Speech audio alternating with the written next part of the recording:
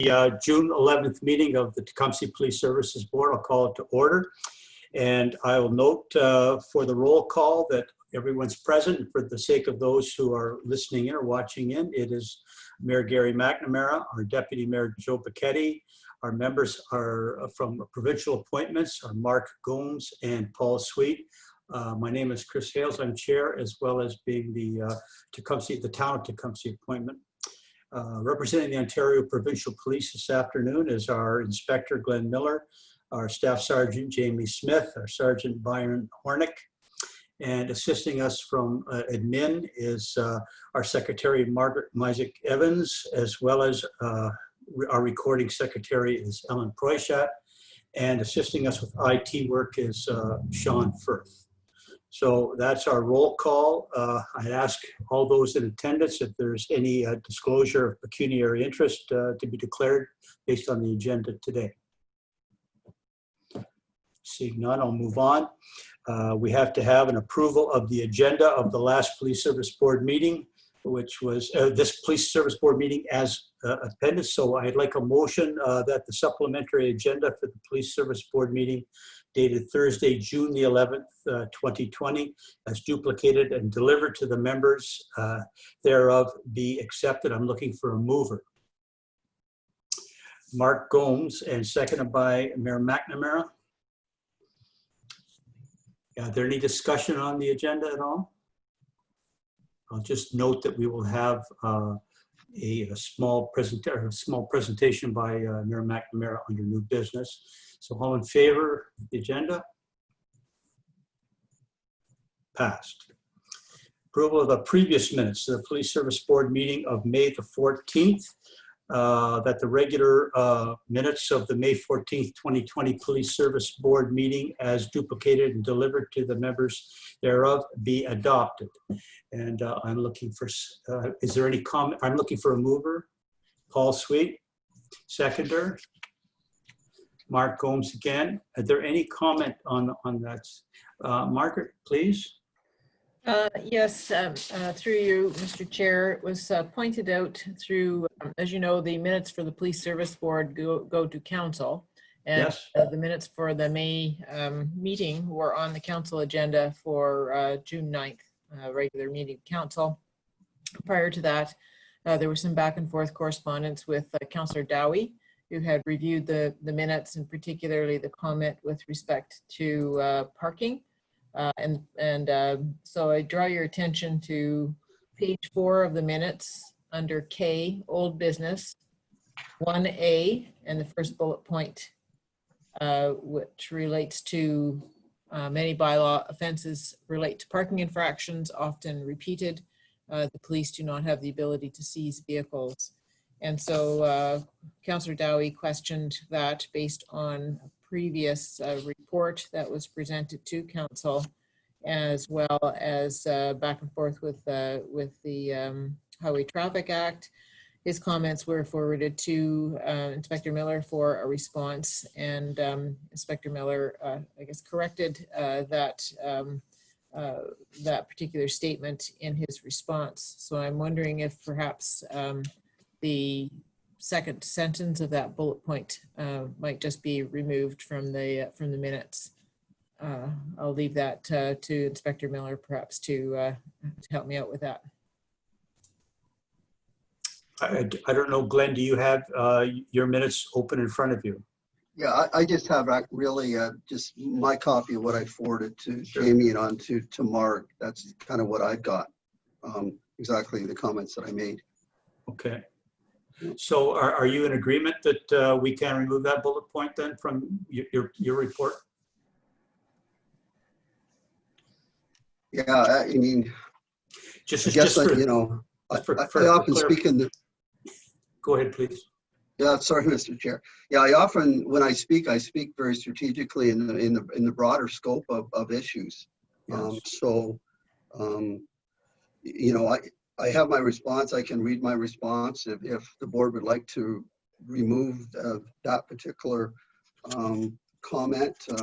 Generally, what I think I was referring to, if I can recall the conversation, because I don't have all of it in front of me, exactly everything that I said at that particular moment, but generally our stance is that we really prefer not to be towing cars unless there's special circumstances that would require us to do that, because we don't want the impact on the residents or perhaps a family member or visitors just coming into town who inappropriately went and parked their car, but it doesn't impede maybe the traffic flow, and there can be another resolution. So if it makes it easier for everyone, I don't have a problem.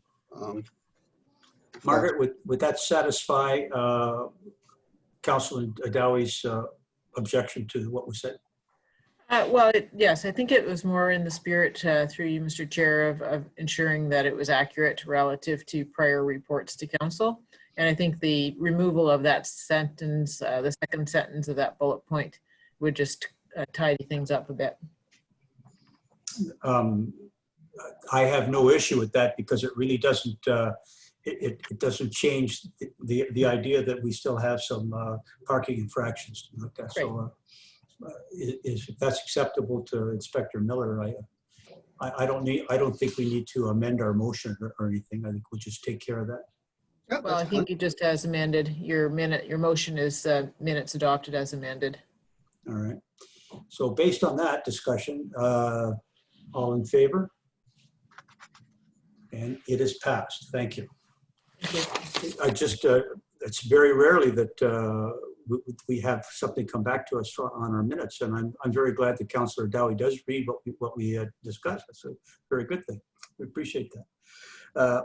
So we'll move on to our delegations, and of course we have none registered with us. So, and I'm not sure exactly how delegations could be handled under a Zoom meeting, but I'm sure there is a possibility of doing that. Now, our OPP reports, we had none supplied to Ellen prior to this meeting. Is it that their last report is late in coming? Yeah, Mr. Chair, I did receive a copy of the report. I don't do the dissemination from here. Typically that is done for us by administration staff. So I do actually have a copy of the May report. I'm not sure, obviously you don't have it, but it will be coming to you when admin is able to get that out. But I can at least kind of touch on it because then it's relevant, it's current as to kind of what's going on in your particular community. To my opinion, my preference would be I like to have the report in front of me and have pre-read it before we go over it, so that I can turn my mind as to how to ask questions. I don't think our board would be put out to cover the two reports as we sometimes do at our next police service board meeting.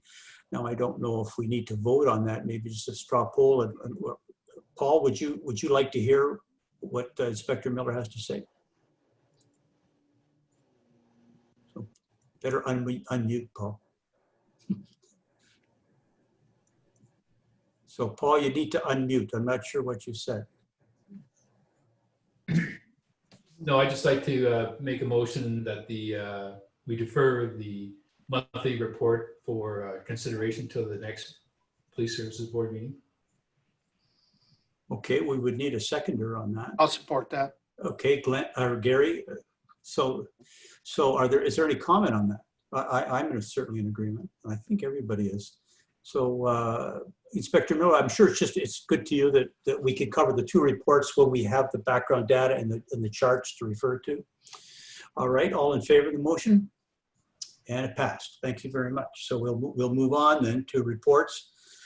Communications action required. There are none.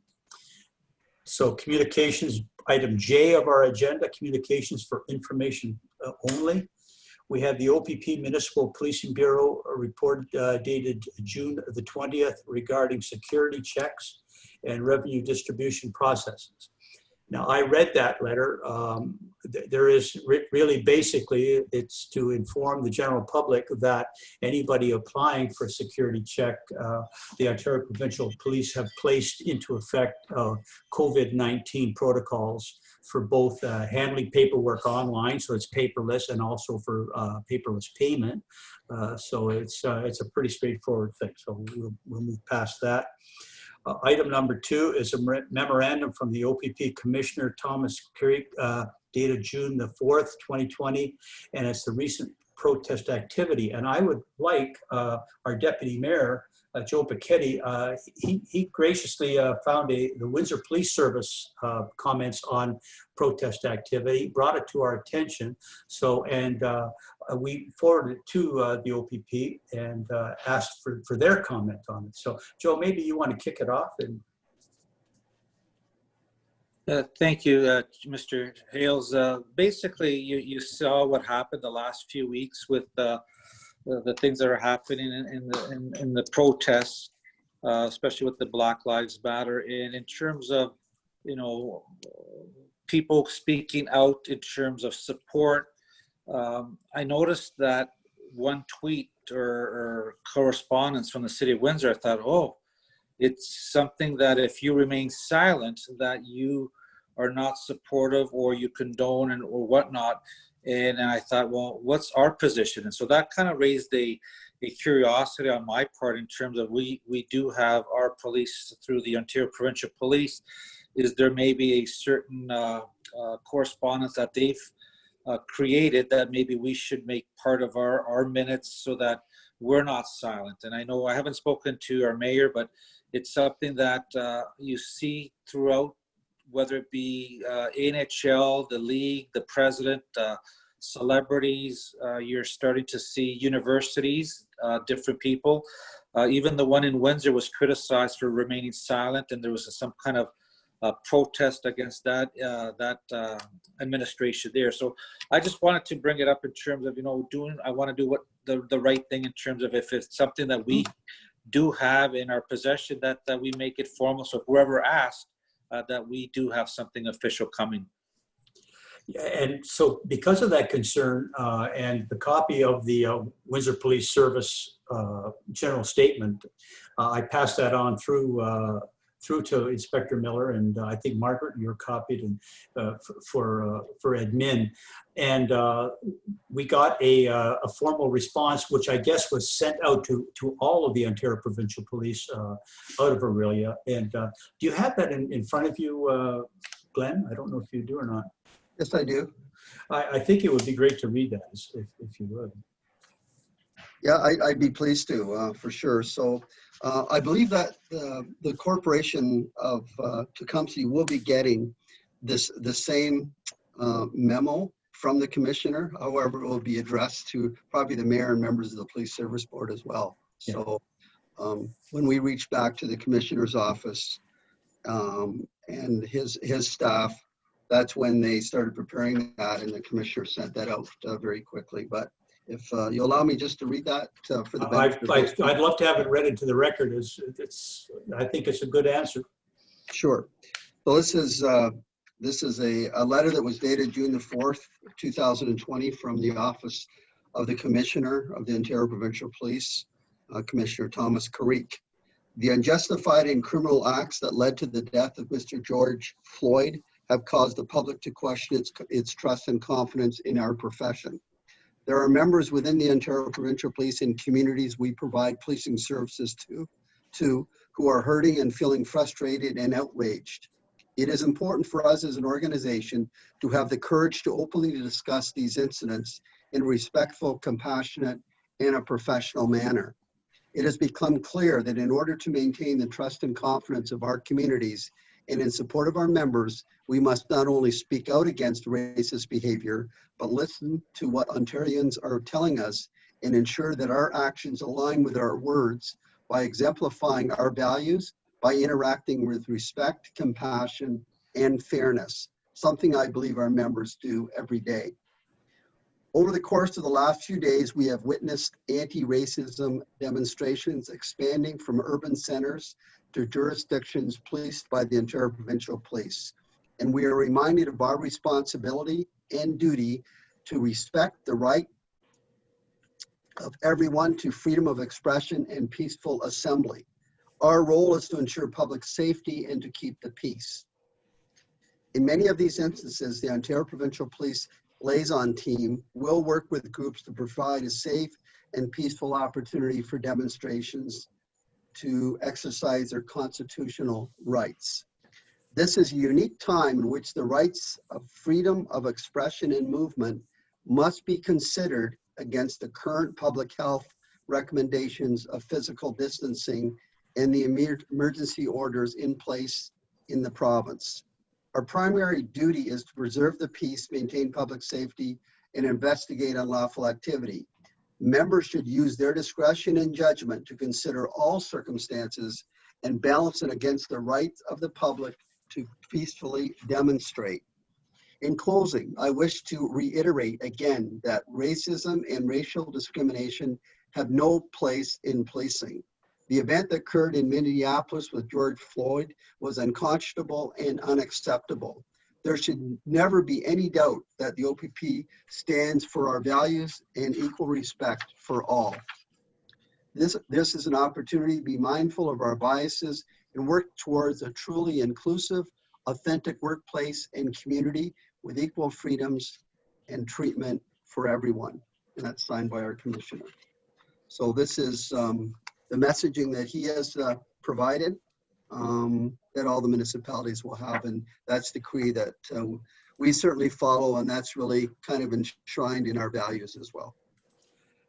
Thank you very much for that. And I thank Joe too, because Joe brought that to our attention early in the game, and maybe we're ahead of many municipalities in the fact that we went directly to the OPP and asked for a statement. And so the fact that this is going out generally across the province, I'm glad. I think it's all encompassing. I don't know if we need to discuss it today. There's a lot in there with regard to marching orders for the OPP from their command structure, and there's also some general things to remember with regard to respect of people's rights and respect people's opinions, and so so I think this will probably spin off to other discussions at a later time. I don't know if there's anyone else on the board who would like to make a comment. Certainly open to that.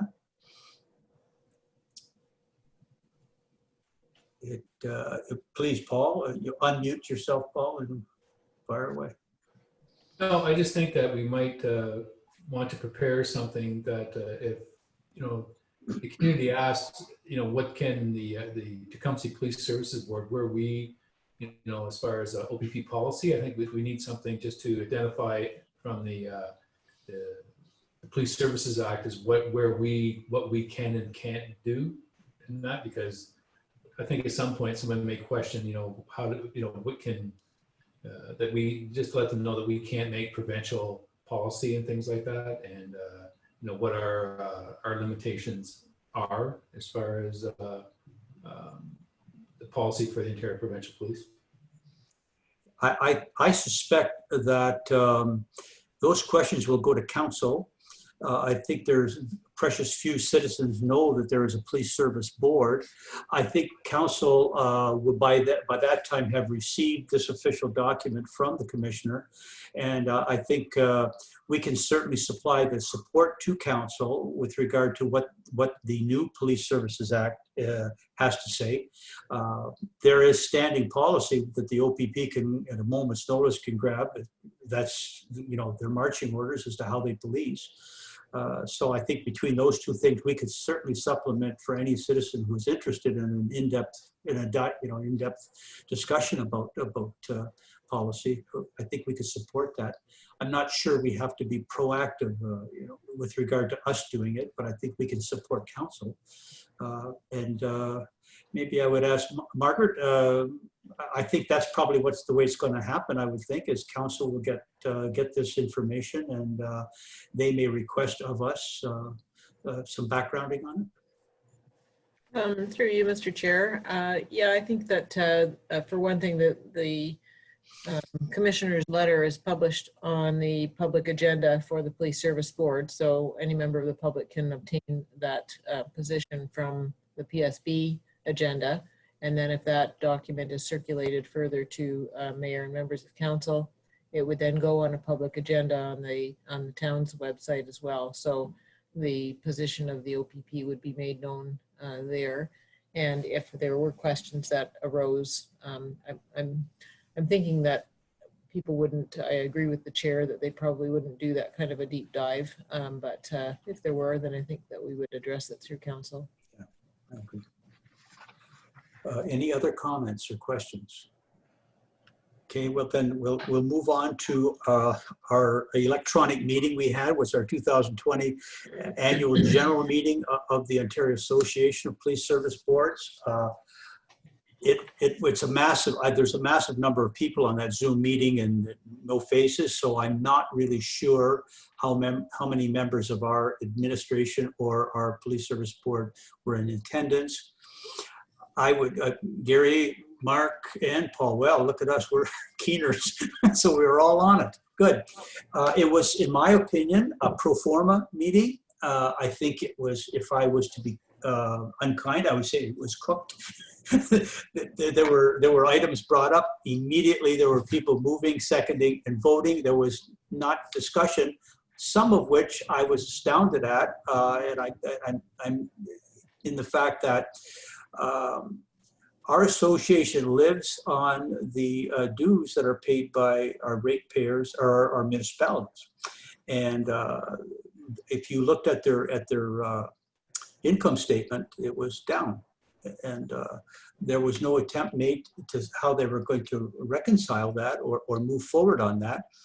I was kind of surprised that someone didn't come up with that. Well, we weren't given an opportunity to ask that question, I guess. But at any rate, we're still very solvent. We're on solid financial ground. But, you know, as with all organizations, we like to have some money in the bank. Now, I noticed, Paul, you had your hand up. Did you want to make a comment on that meeting, or no? No? Okay. No, sorry, I was just adjusting my.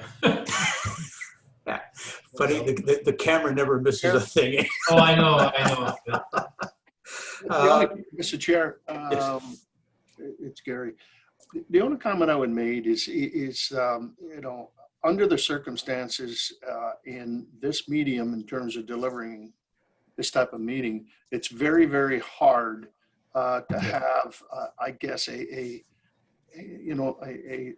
proper time to discuss or any items that were there from chiming in either.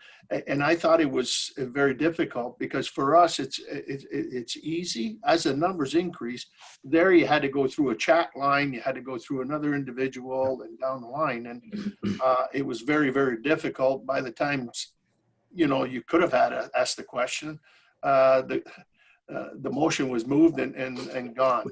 Yeah. And so it's very difficult to participate, and it's interesting how I think virtual conferences and so forth, how they're managed, and from you know, the attendance that normally we would have in person, where there's far more attention and scrutiny that's being delivered. So I think there's lessons to be learned in terms of moving forward on you know, on this type of format in itself. I just you know, it was very quick and dirty. That's all I'm going to say. And I think that there needs a better preparation prior to the meetings.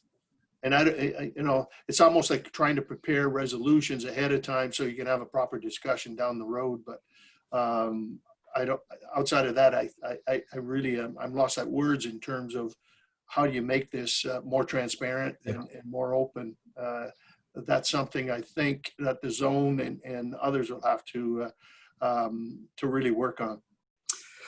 Yeah, I thank you for that. And I suspect you've had a lot of experience in Zoom meetings with many, many people in it. So I will say the chat line that was provided was monitored by Fred Kostanen, our executive director.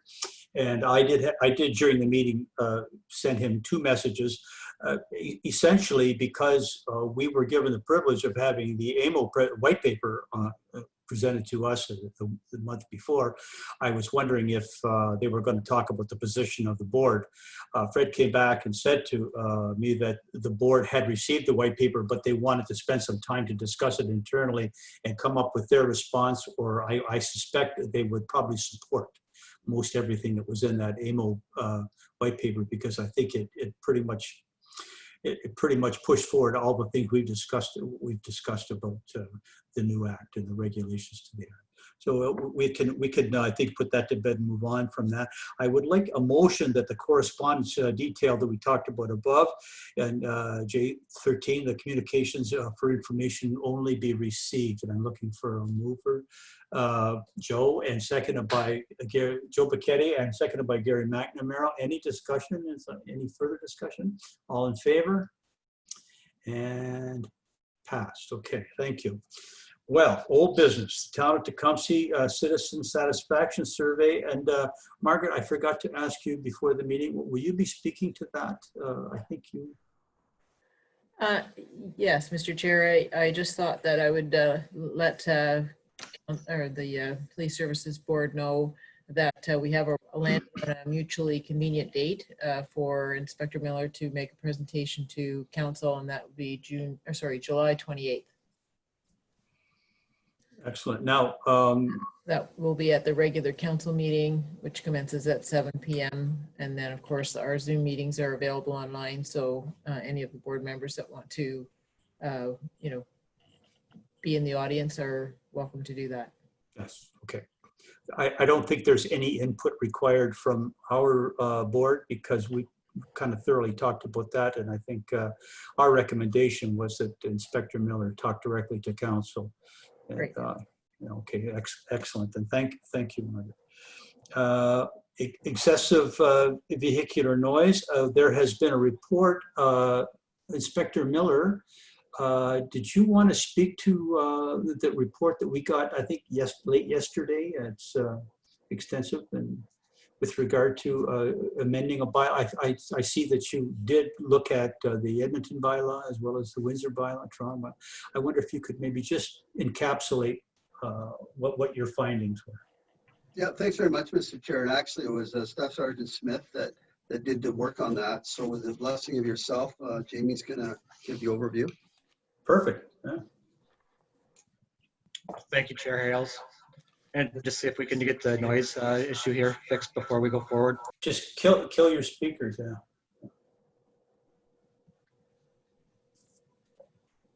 That's why I use these.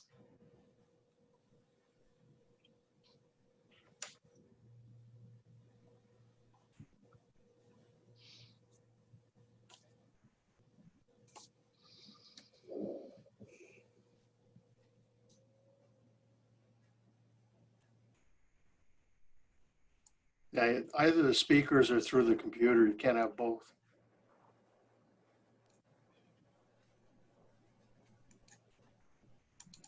How's that now?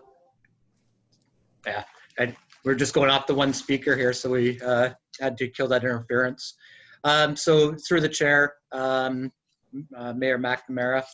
So I did review the bylaw in Edmonton and found some interesting points there.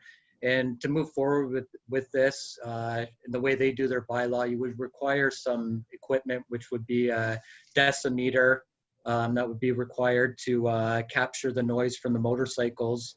So they did this in various ways. And I believe, does everybody have the report in front of them from the board? Yes. Oh, there we go. It's just being brought up here. Okay, thank you. So you can see in some of it with the violators and excessive certain decibels. The way this was captured in Edmonton, the police worked hand in hand or in conjunction with the bylaw officers. So the bylaw officers do not have the authority to pull over motorcycles or vehicles. Therefore, the police would do that, and they'd work together in testing the level of noise coming from the motorcycles. Or the bylaw officers would be set up in intersections where they could capture the noise from the motorcycle. And I also read in there that they had a system in place as well, similar to photo radar. And with that photo radar, it also had a decimeter set up in there. It would capture the noise from the motorcycle or the vehicle. It would snap a picture of the license plate. And what they initially, from what I read anyway, and what I understand is, they were sending infraction notices through the mail, but what else they did was they put the human element there. So it would be an officer, bylaw officer standing there capturing when the vehicle went through, what they thought was excessive noise, and then they'd issue a provincial offenses notice or a bylaw ticket through the mail. And then if they fought it, then they had that human element there. So after looking in Tecumseh, and I searched for the last 5 years, and although I'm not saying it's not an issue here in Tecumseh, because it obviously is, because we are hearing some complaints, although we have not captured calls from the public. In the last 5 years, we've only received 3 complaints. And of those 3 complaints, there was a vehicle that left a residence that was loud.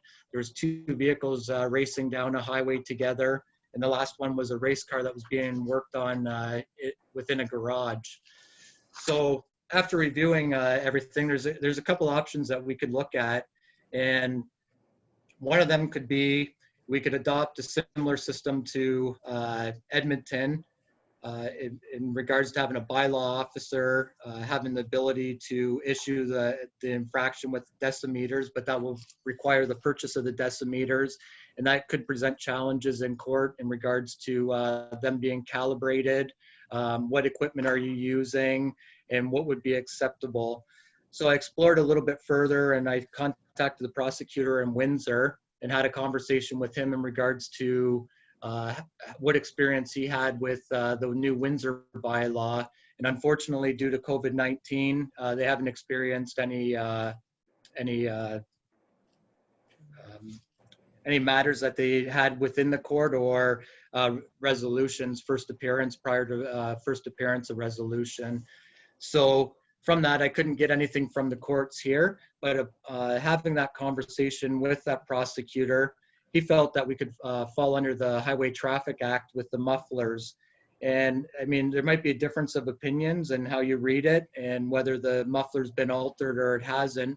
But he said he has experienced in the past that we've been able to prosecute some of those cases where there's been a revving engine or squealing tires or whatnot. So my recommendation for you to digest would be that maybe perhaps we go under the Highway Traffic Act to start and then move forward from there. If it is becoming an issue, we could look at different things. I did, oddly enough, last night I was looking at a few things and I found Oakville too.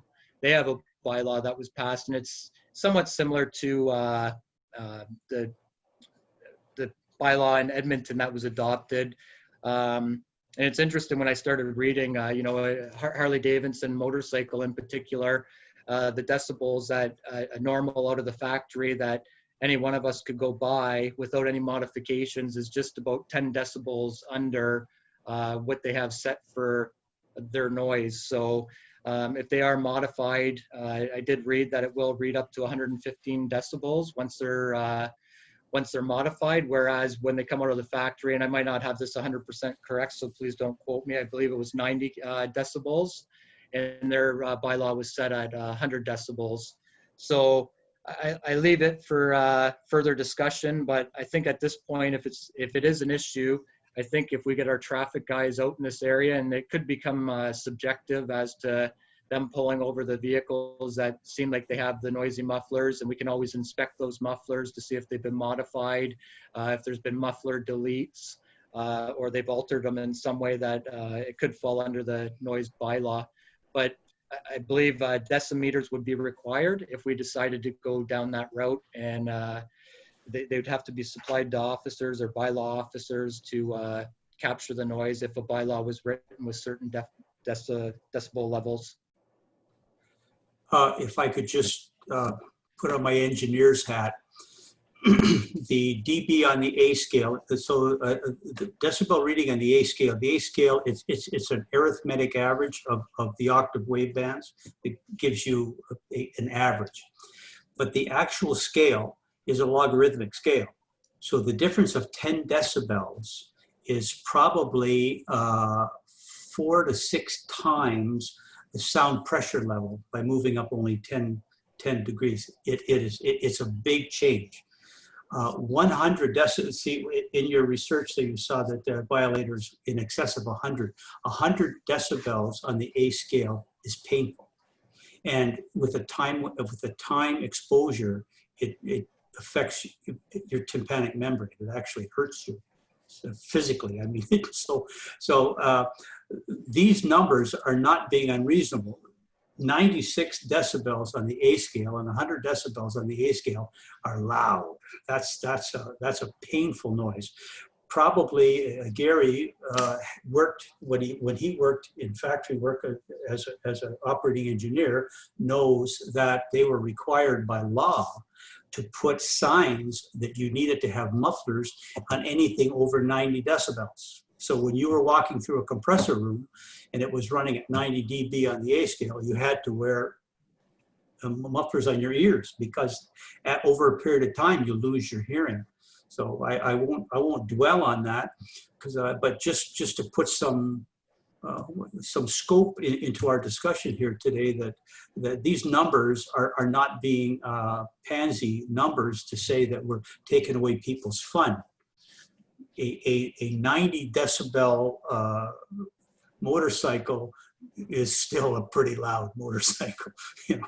So I mean, because like I say, it's a logarithmic scale. It's not a linear scale. So anyway, I open it up for people's comments or anything they'd want to say on this.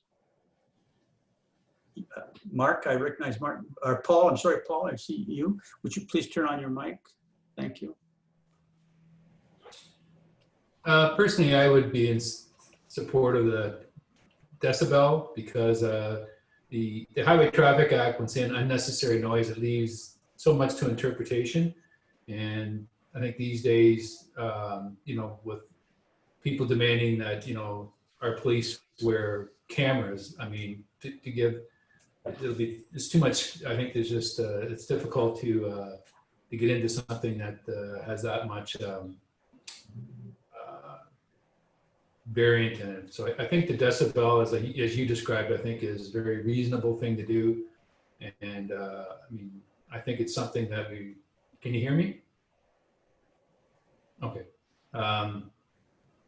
So that's kind of where my thinking. The Edmonton, I mean, obviously it's from Edmonton, and they have photo radar out there and have had for a number of years. So I mean, the photo noise thing would be probably the best thing in the world, but I don't think it's probably legal in Ontario right now under the current legislation to have that type of, use that type of device. So personally, again, I'd support the decibel types bylaw.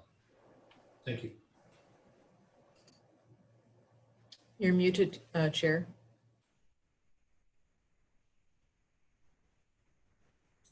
Sorry, thank you. Okay, so I was just going to say, we need to eventually just make a recommendation to council. I mean, obviously to enforce a noise bylaw, to buying sound pressure, sound power level meters, and getting someone who understands how to actually aim them and record them, and then someone who also understands how to calibrate them, would become an expense to the town. So I think whatever we do here would have to give town administration as well as the town itself some latitude to create whatever bylaw amendments they need to do. Margaret would like to speak on it, so I think rather than getting myself into a problem, I'll let Margaret speak first, and then I see our mayor would also like to talk on this issue. So Margaret, please start. Well, I can, but I'm just at the, I would like to give the mayor want to speak first. I can give the administrative viewpoint. No, okay. All right, thank you. So there was a table as well, in addition to Staff Sergeant Smith's memo, that I would like to draw the board's attention to. And we might be able to throw it up on the screen while you speak. Yes, Sean, if you could do that, please. It's the one that you immediately had followed Jamie's memo. There we go. Thank you. So the administration has looked into the same bylaws that Staff Sergeant had mentioned. Our own Town of Tecumseh noise bylaw, which does not have reference to DBA. Its enforcement is by the OPP. It's complaint driven, and it is largely based on the human element. And to that extent, it also is compatible with the type of language that we see in the Highway Traffic Act, and does not require a decibel meter to enforce. And right at this time, we rely on the OPP to enforce our noise bylaw. The City of Windsor, we've been through that. Some of this information the board members would have seen from the last meeting. So they had followed on the recommendations of the City of Toronto, and the City of Toronto's noise bylaw is also illustrated in that table. The Windsor enforcement of the Windsor bylaw will be a coordinated effort between bylaw enforcement and the Windsor Police Service, including community blitzes. However, as the bylaw enforcement does not have the authority to pull vehicles over, complaints are forwarded to the Windsor Police Service for action. They anticipate that their bylaw enforcement will be largely complaint driven, although they haven't experienced many complaints regarding emission of sound from vehicles. And potentially they anticipate having to obtain a decibel meter, which is costly and requires training on usage and maintenance, as well as calibration, which can be disputable in court. The City of Toronto, so once again, very similar between it and Windsor. It is complaint driven as it relates to motor vehicles and motorcycles. The Toronto model has also established a noise enforcement team, a NET they call it, that's responsible for motorcycle noise, and then of course the Toronto Police Service enforced under the Highway Traffic Act. And the city will be working with the Toronto Police Service on a project-based partnership so that at prearranged dates and locations where the police service, who have the authority to pull over suspected loud motorcycles, will then direct them to a secure area where the noise enforcement team can take the measurements to determine compliance. So that's going to be quite a production to find the time and space to do that. And then the City of Edmonton, which the staff sergeant reviewed in greater detail in terms of enforcement under the pilot. The Edmonton Police were enforcing excessive vehicle noise, looking for vehicles with modified exhaust systems, and citizen complaints of loud vehicles were referred to the Edmonton Police Service. So historically, it's been complaint driven, the enforcement, and the pilot is used to predetermine locations to monitor and determine how widespread the issue of vehicle noise is, and the characteristics, time of day, what day, location, and the type of vehicle that's making the excessive noise.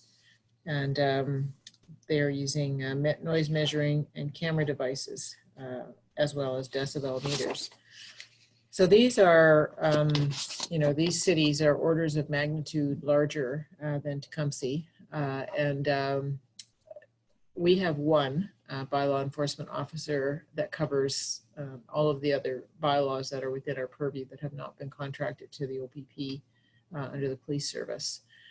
So it becomes, I think, a little bit of a logistical and operational challenge to get into the area of being as precise as a specific decibel level, and being able to follow up with the enforcement challenges associated with that, and challenges on the street and challenges in court after the fact. So when the staff sergeant wrote his memo, we obviously had some back and forth discussion, and from an administrative perspective, I just wanted the board to be aware that I certainly support his recommendation at this time to rely on the Highway Traffic Act as a first step to combat the issue, and then let's monitor how that goes. Certainly doing the research that he did with respect to a 5-year review from 2015 to 2020, where only 3 noise complaints generated by vehicles were received. I can't, from an administrative perspective, recommend to council that we would be taking any more of a heavy-handed approach to that level of complaint activity. Thank you. I thank you for your summary. Just to point out something too, if you were looking at the Toronto bylaw and what they want to do, so when they test a motorcycle, they take a very specific meter and they measure out 50 centimeters and they aim the microphone directly at the discharge of the muffler.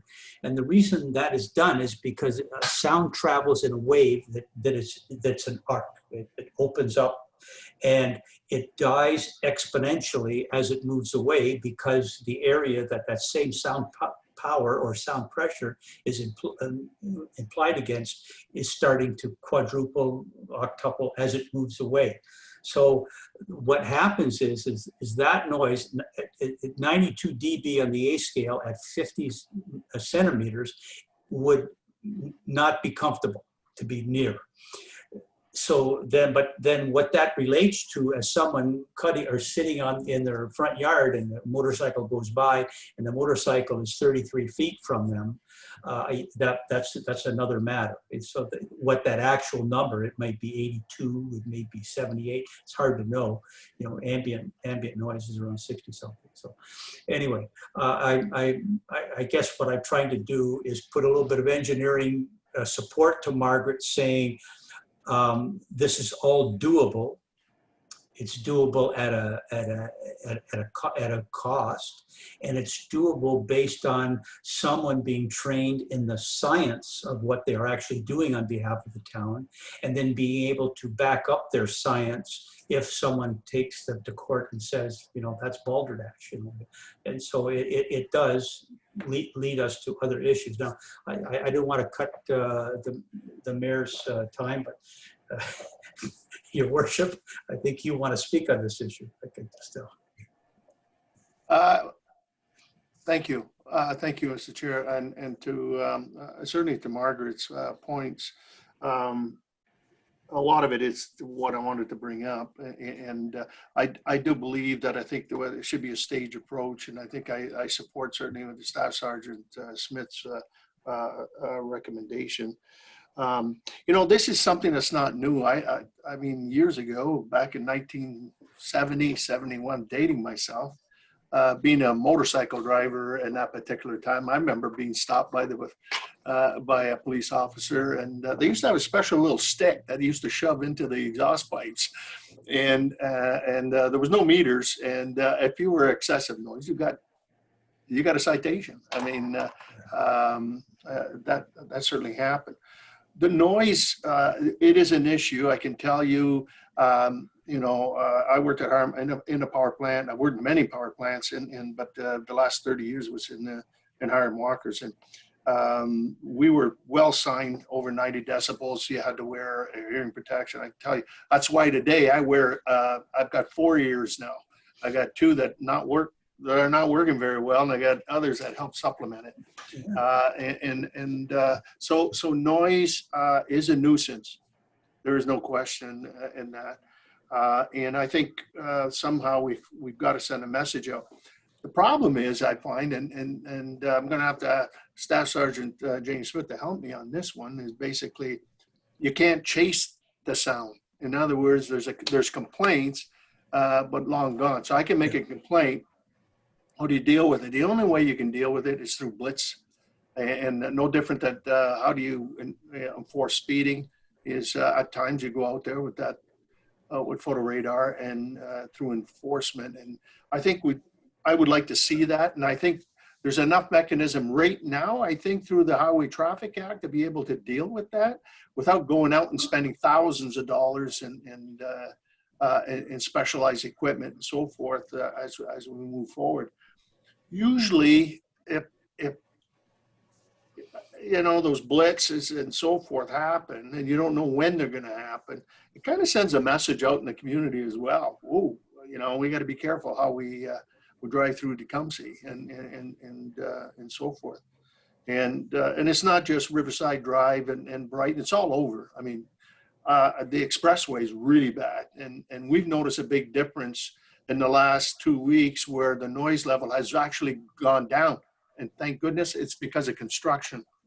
And so they're not speeding, and they're certainly not revving their engines because number one, we've got an officer that's there with his lights flashing during the construction and so forth.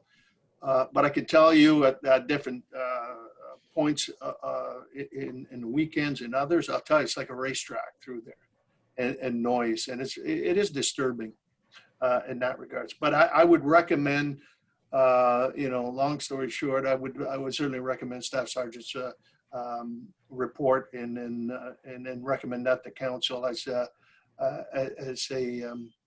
pilot. Let's say as a pilot, in terms of how we can deal with this particular issue. And it's been ramping up, and Councillor Opp brought it up again on Tuesday's meeting, where he's getting additional complaints from residents that noise level is high. Well, thank you, Your Worship. Is there anyone else who wants to speak on this report? Then I would wondering if Mayor McNamara would like to then make that motion that we just receive the report and that. No, I don't want to receive it. I want to adopt the report from okay. For us to recommend to council. So I would move to adopt the report and further recommend to council to be adopted. Good. Is there a seconder? Mark Gomes is seconding that. Is there any other discussion on that? Okay, then all in favor of that? And it's passed. Okay. Then I guess that the only thing we did not pass was we need a motion that to receive the report or the report. I don't think we need to receive a verbal report on the satisfaction survey. So let's draw that to a conclusion. We're on to new business item L. There was nothing there except right before the meeting, Mayor McNamara received an email which he has forwarded through to Staff Sergeant Smith. And is that something you wanted to bring on the agenda, Your Worship? Or? Thank you, Mr. Chair. Yes, and I must say there was an officer who responded at noon when I just drove home very quickly. I saw a cruiser in one of the driveways, so I'm sure they were taking some report from that area. We've noticed in the last little while some activities that are happening, and as you know, that area, there is very clear access to the 48 homes. There is no fencing. So the yard access is very easy, and maybe a couple of points, to bring there's many seniors that live in that area, so there's a little bit of a fear, obviously, of people that have no business being in there in the middle of the night. There's been from cars that have been damaged to some have been broken into. To displacement of furniture on back patios that residents are a little taken aback. And so maybe some extra patrols during the night, it would be certainly nice to be able to do that as well. And the other, maybe through the communications of our OPP through Senior Constable, I think, Ruth, who is always sending out information as well. But there used to be the lock it or lose it little, blotter that used to go out every once in a while. And I know we're under difficult situations with COVID-19 in our meetings. And so certainly through the town and through our media outlets and through our social media, again, sending, some of those messages to folks. And, even though to the point where if you've got a vehicle outside and you've got, that nice little remote to open your garage door that's over the visor, maybe you should have those in the home. I know for me personally on mine, I set it with my car keys inside the house and I bring it out with me, when I use my vehicle. So I don't leave it in the vehicle. because that's another access for folks to get into certainly into your garages and your homes as well. So I think a little bit of public education as well, how to safeguard themselves, maybe through the OPP, through their communication, letting folks know, lock it or lose it.